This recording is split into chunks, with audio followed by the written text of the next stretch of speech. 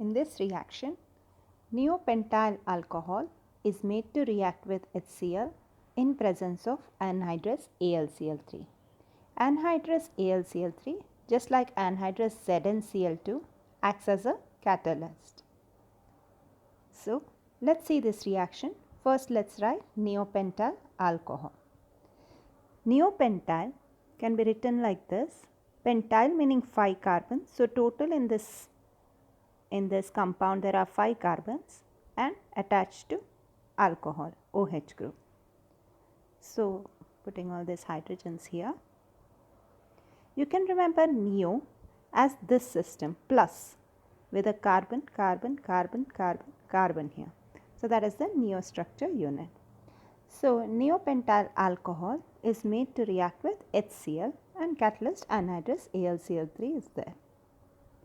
This is a reaction of ROH reacting with HCl to give RCl and H2O. This is the concept behind this reaction.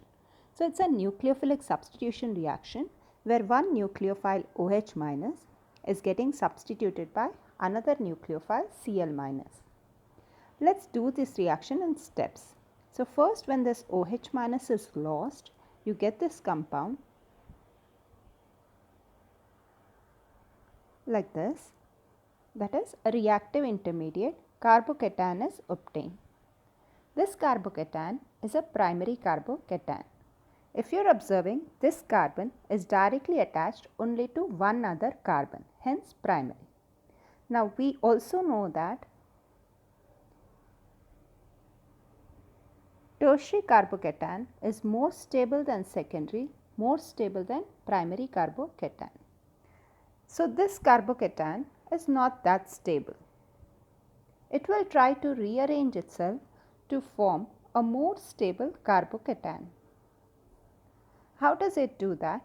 Next to this carbon is this carbon which has 3 methyl groups. Any one of these methyl groups with its electron pair moves to this carbon. This is called as methyl shift. So, we get this compound here. This is the original skeleton and I shifted this methyl group here. So, I got a plus charge here. If you observe, now this is a tertiary carbocation. This carbon with a plus charge is attached to 3 other carbons and hence this is more stable. So, from a primary carbocation, the compound rearranged itself to form tertiary carbocation. As you remember, this was a nucleophilic substitution reaction. We removed OH minus. In its place, we are yet to add Cl minus. Cl minus goes to this carbon with a plus charge to give you this product.